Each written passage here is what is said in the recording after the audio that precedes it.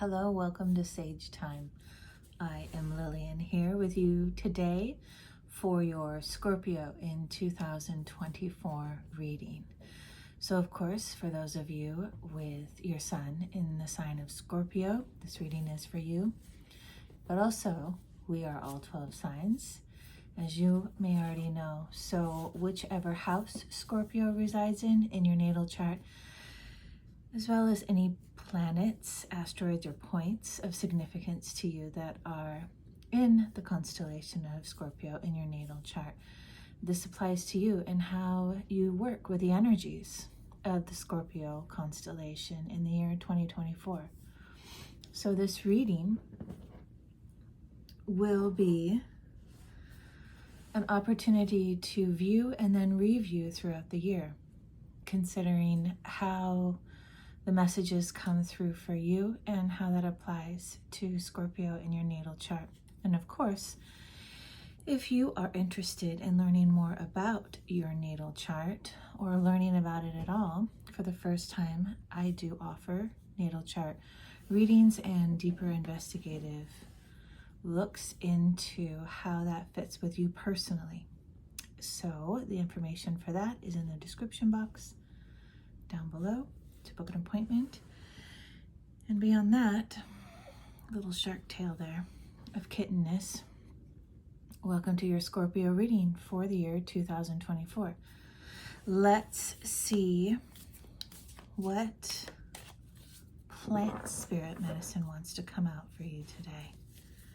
The cards are feeling sticky. It has taken some time, as you can tell, Scorpio, for me to get to your reading, and I don't feel it reflects directly on you who relate to Scorpio, although there may be something in that for you.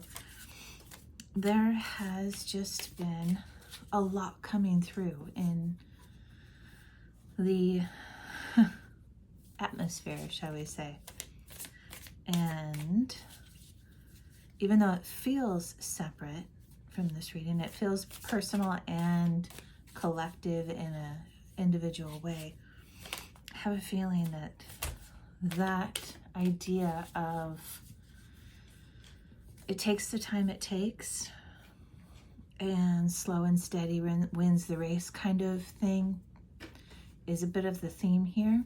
And there's something more dense to it as well. And I think it has to do with a greater recognition of,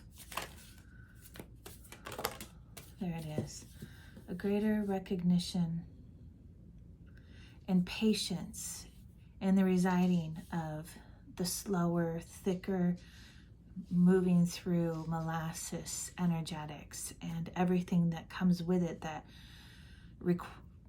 puts that requirement into application. Interesting choice of words. So let's see. This one flew out for sure as well. So your plant spirit that wants to work with your scorpionic side is called Dragon's Blood. Anima mundi. Fantastic. I have not heard of this plant, but the Latin name in and of itself is making me wonder about it more. We're going to investigate this and discuss it and read about it at the end of this reading. So I'll show it to you one more time. Anima mundi. Common name is Dragon's Blood. And we'll look into this and see how it ties into your reading. All right. My sweet kitten Jupiter is very, very adamant on being a part of this reading today. She is plopping herself down right in my field of, you can hear her, she's got things to say, in my field of cards that I want to draw. We're working with the Guardian of the Tarot cards today.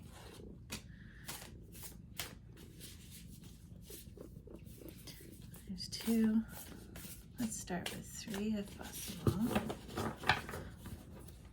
Shark tail, cat tail,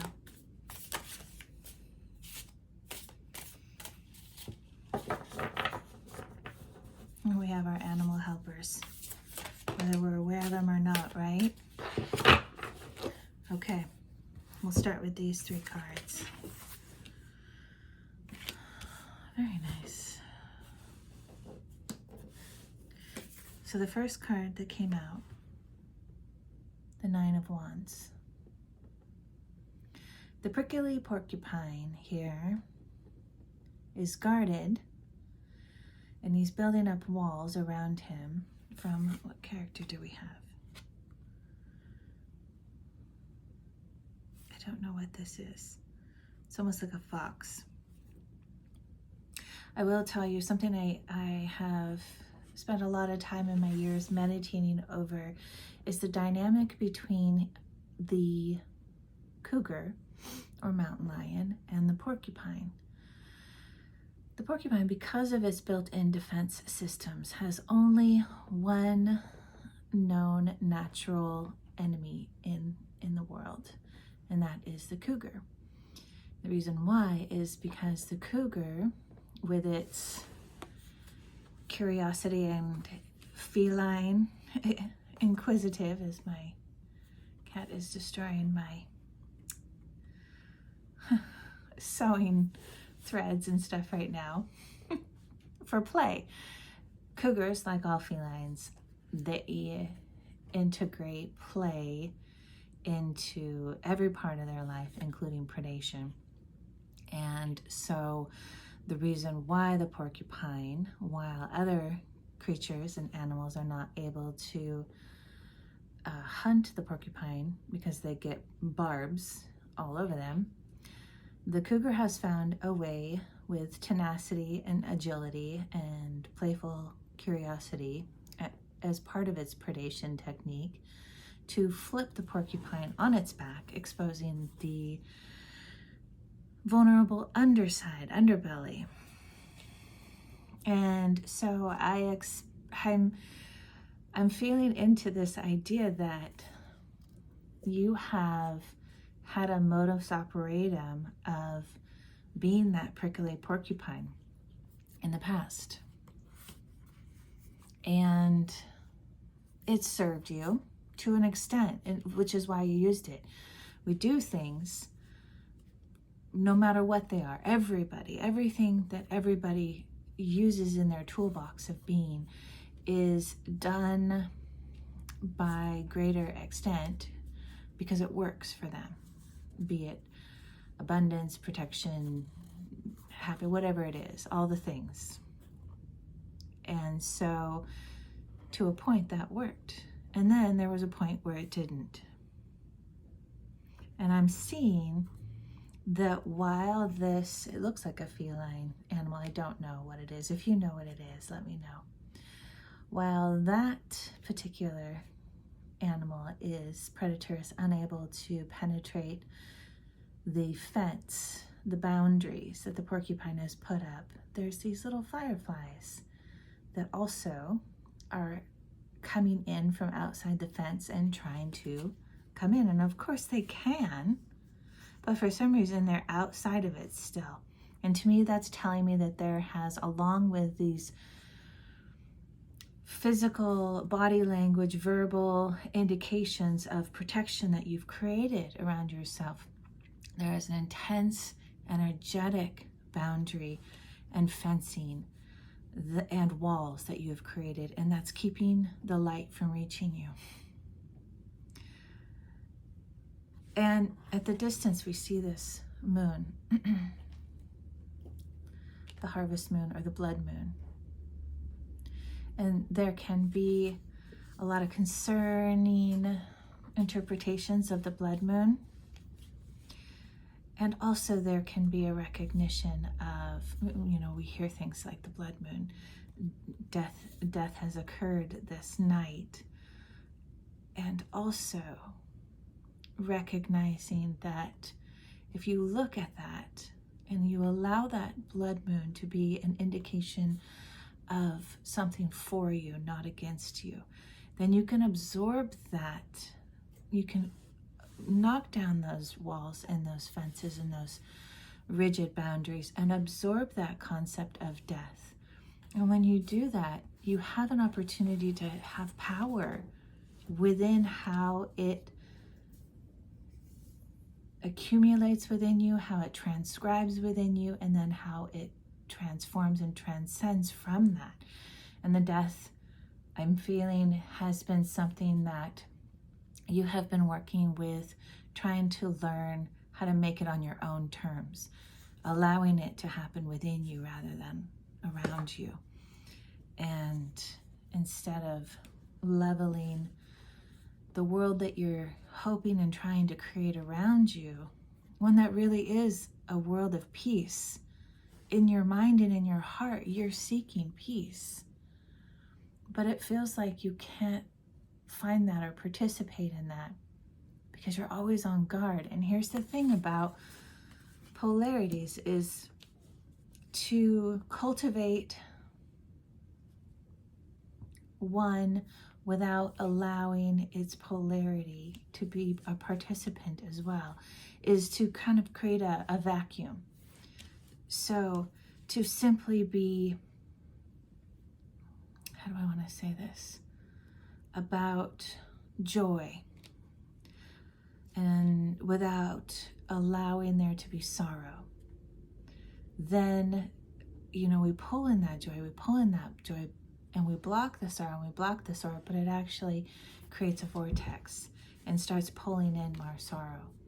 And so what can happen is when you allow those two polarities to coexist and co-reside within you, they start swirling around and trying to find a way to work together. And it's an uncomfortable process, just like any reconciliation process, any compromising process of two very different views of approach of life.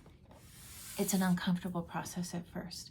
But when you can hold as a clear and calm, no thought witness to that and allow it, create space and allow it to have that space, that joy and sorrow, the abundance and poverty, the life and death, right? Then you can start letting it become so much more than it was individually in those polarities. And that's where we have our queen. And this is you. And I did not even look. This is a lion, of course, but instantly I thought, well, there she is, the cougar. She has her messenger at her feet, the crow or the raven. And the raven is a character that can travel into the underworld and the upper world to an extent, but it exists in the middle world and it sees the truth of all polarities and works with what it has in the physical realm. And so here, this lion, she is a queen by her own rights, and she has these fireflies, and they're so big now, beside her.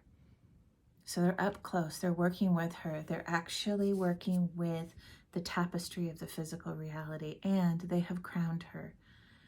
A crown made of light that also holds the darkness within it and the light within it.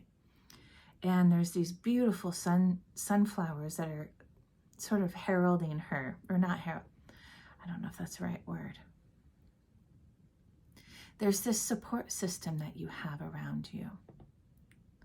And just like the sunflower, they turn their face towards the light, but they are both the light color of gold, like the golden heart that you are.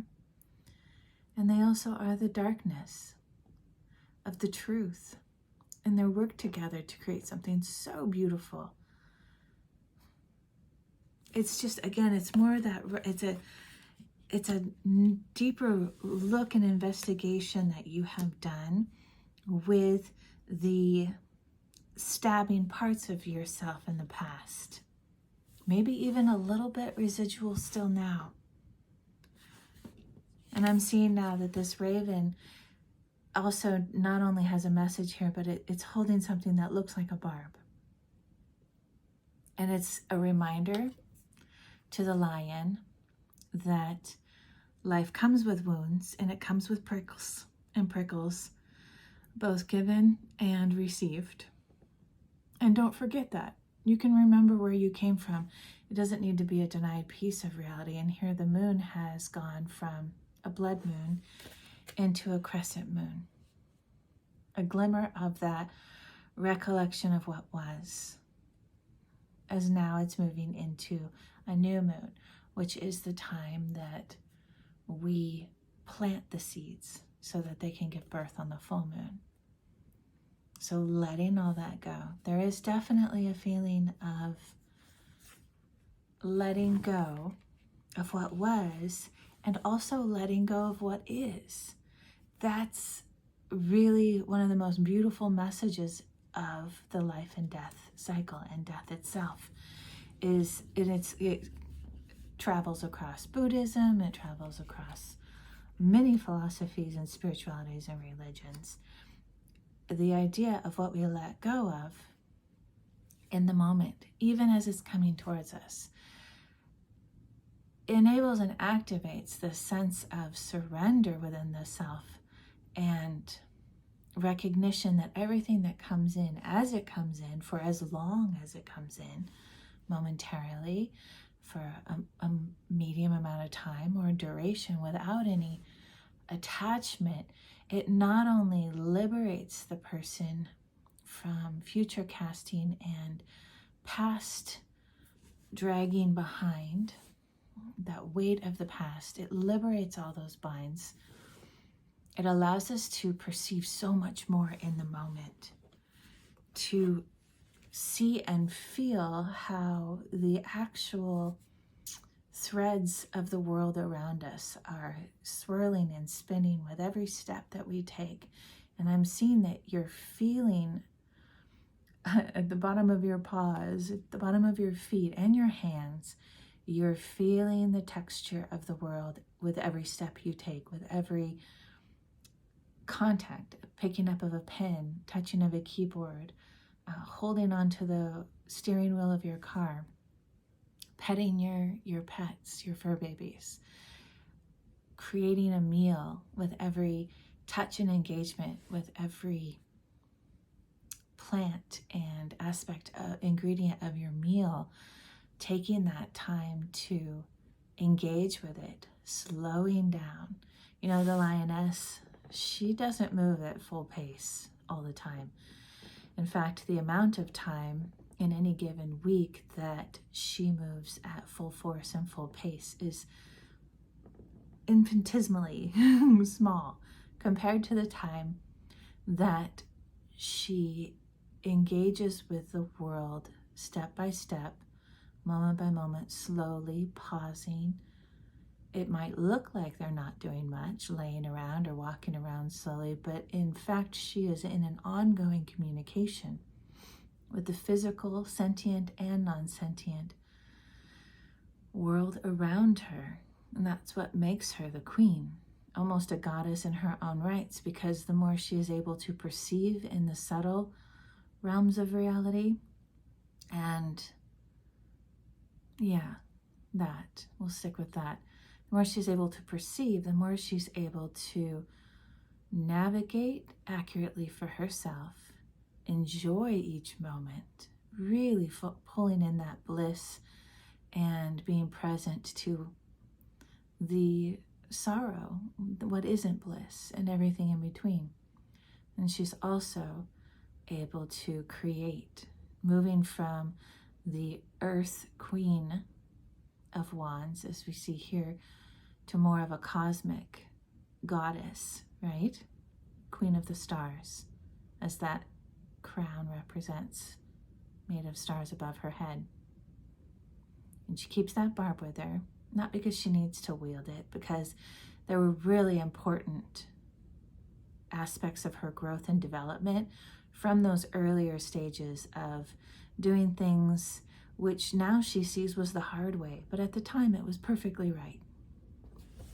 And that's really where you are and what you are working with, investigating more and more this year, and it's bringing in this Two of Cups. There's so much going on in this card today. And here we have right in the center, in the background, holding the space of the union is that blood moon, that beautiful remembrance of the lifeblood of all aspects of you and the world around you and beyond your stratosphere, beyond your hemisphere. Joined in union by these elephants that hold memories of the cosmos as well as memories of the ancestry in the past that needed to be taken, and instinctually what needed to be done at each developmental level to take care of themselves and their own. And between that union of their snouts is the Kundalini. And it's a dual Kundalini, one that is also representative in our culture in the West as well as throughout the world, and historically very much so. Is it Hermes who started? I don't remember now. But it has to do with the healing, the rising of the Kundalini with the union of the two parts of the self. And they're not distinctly polar anymore. As you can see, they're not opposites. They are a convergence of distinct characteristics. While not homogeneous, they're not the same. And they are distinctly different. They complement and co-complement and co-raise each other up well. And that's what's really happening within you now more and more. You can see this lotus is blooming, not showing that the roots are in the deep, murky ook of the waters. So you're not having to live in that anymore, but in the color and the beauty and the unfurling of the flower that's blooming within you throughout your body in all these different ways, and you're feeling it, is the recognition that the roots still need to, they're down there. We don't forget them because they need to be in the muck to bring up all the ingredients that add to the beauty. And the fireflies are shooting out of it. And there is not only this union of fulfillment and contentment, and a huge clarity is coming in too for you this year in layers like the lotus, like just another layer of clarity of everything that you have journeyed through and why in more ways that you would have thought previously would counter or contradict the truths that are still true from before that you knew, but now are enhancing it, not contradicting it. Good is not the opposite of evil. I know this is a hard thing for some people to work with, and even as I say it, I can feel it pull on my heart, and I can feel that resistance. But when we look at things from greater and greater, we step back from things further and further apart. What we thought was good or bad, we start to realize is essential in all ways. And then it doesn't mean the same thing anymore. And then it unfurls and opens and it takes on even more meanings. Like when a parent, if you're little and you're, very little and you don't know any better and you're just running full barrel down through the yard towards the busy street. And the parent gives a very ferocious roar at you in a sense, right? Like the lion. Maybe even grabs you because you weren't listening the time before and gives you a firm warning. And maybe as a child, one would think that's not necessary.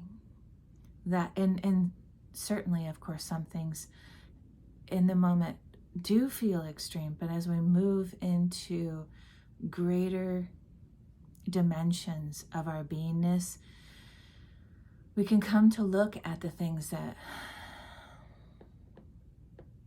really truly were horrors by our cultural concepts, by our intuitive recognitions, And we can also look at it as precisely the segues to what we needed, or maybe are still being called into needing to evolve and develop beyond, to bring together and reconcile.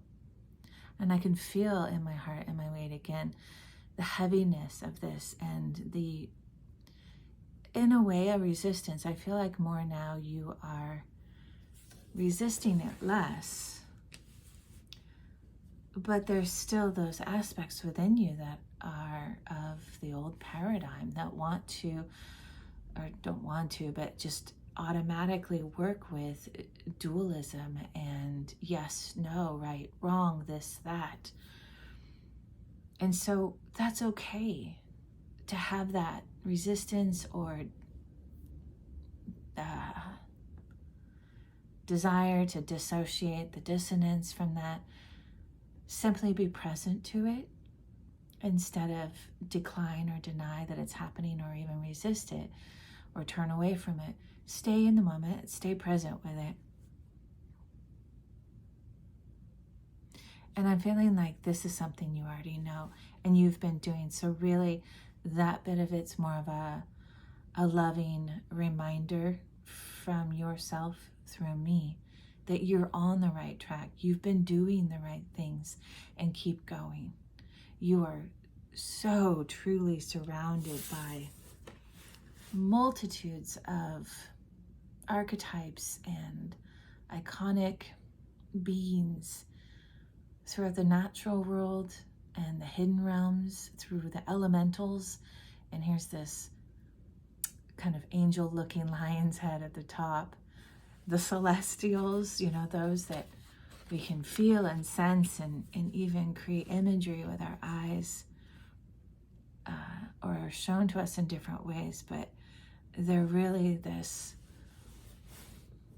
kind of tough love, overseeing, making sure we stay on the path and don't detour too far to get ourselves in trouble, guardianship type of thing. And it really truly is, again, in a further stepping back, broader scope of things that oversoul, God, higher self, how source, universe, however we want to look at it. In truth, in a greater sense of the word, it is us. It is you. You are looking out for you. You, the one I'm speaking to now, in the incarnate form, in the smaller piece of the pie, because we have to be diluted and fractioned off to be able to interact in a physical form. That's just simply the mechanics of physics. So let's take a look at the spirit plant that you're being encouraged to connect with. Of course, you don't need to have this plant on hand.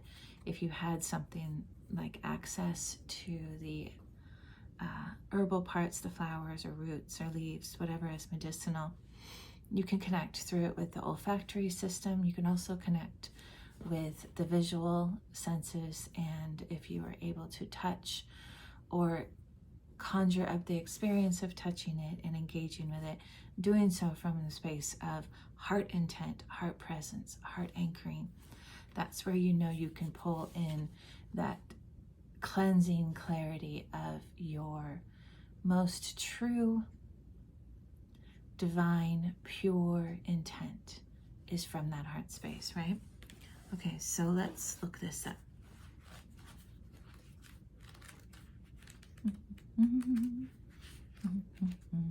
My elevator music. I automatically hum elevator music during pauses. All right. So dragon's blood, Anima mundi.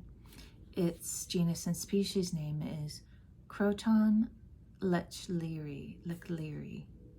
Forgive me, I don't know how to pronounce that. So, and it's, this is just a really, I'm feeling like so much from the spirit and the ancestors of this plant. There is a lot for you to explore with this plant. I do encourage you to do so. Whether you're a Scorpio sun or you're simply listening to this video and watching it out of curiosity. All right. Its basic one-word sort of meanings are oneness, merging with the divine, access to the old world, occult knowledge, hidden knowledge, initiation, universal donor, entry into the great void. How very Scorpion. I love this. All right. Its astrological ruler, of course, Black Moon, Lilith, and Pluto.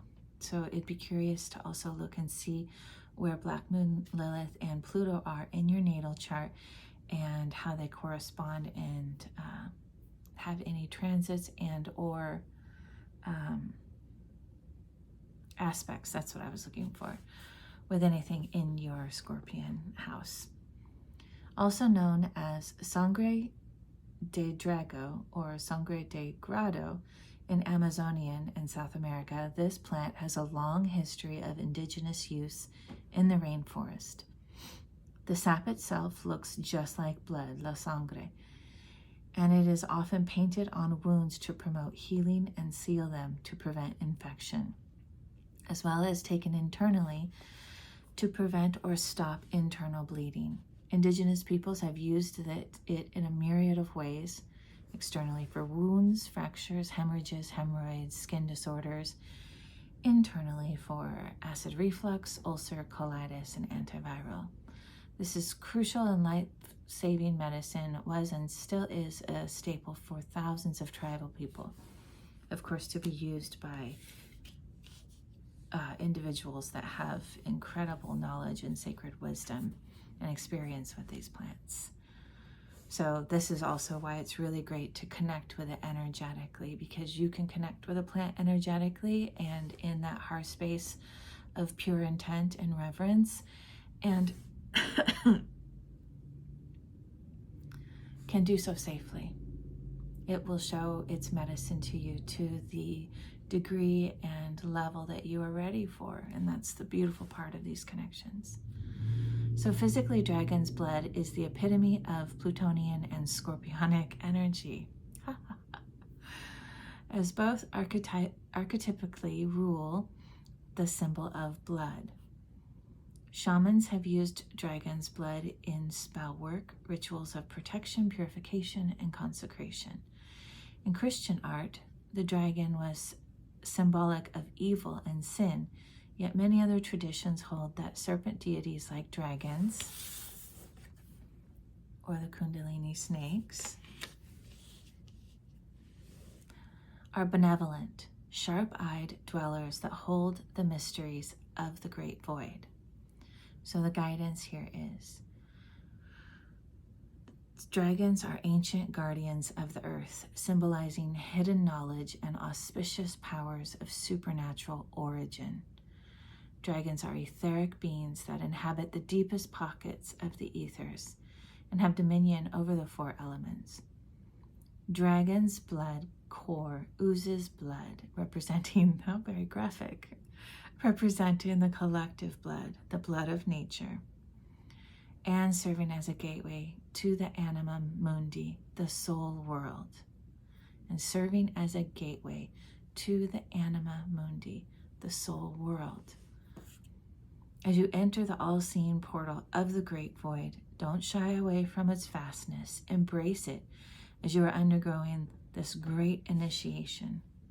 Within this awakening, you will discover the unique pattern you contribute to the great tapestry of life. So, Scorpios and everybody here, there is a Scorpion nature within all of us. Be in your courage and be in the infinite knowing that is connected with the void and the eternal nature of the universe and infinite nature that says there is no true death. There is only connection. So safely and wisely feel into how to connect with that deep, dark aspect of your Scorpionic nature. And remember, Scorpio doesn't strictly represent the dark, black, underworld nature of the creature Scorpion. It also has its ancient wisdom and roots in the eagle, the aguila.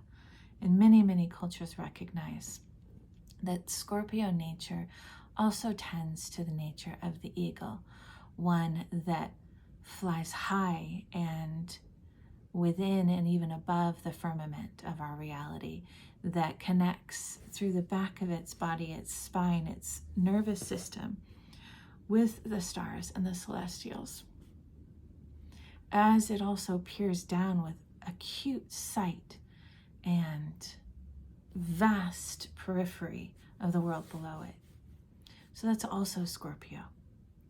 And I encourage you to feel into that, to connect to these energies, and look into your chart, see where Scorpio lies beyond simply the sun being in a sign. So thank you, everybody. Thank you so much for being here with me today and enjoying this reading. I wish you all a wonderful year.